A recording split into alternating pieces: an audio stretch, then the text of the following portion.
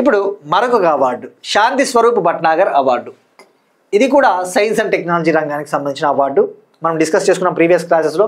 Council of scientific and industrial research ఇండియాలో CSIR పరిశోధనా కేంద్రాన్ని ఏర్పాటు చేసినది Shanti Swarup Bhatnagar garu. Father of Indian research laboratories అంటారు ఇన్ని. అంటే భారతదేశంలో ఈ పరిశోధనా కేంద్రాలు, పరిశోధనా ల్యాబొరేటరీల పితామహుడు అంటే శాంతి స్వరూప్ భట్నాగర్ గారు. ఈయన పేరిట ఒక అవార్డు కూడా ఉంది, శాంతి స్వరూప్ భట్నాగర్ అవార్డు.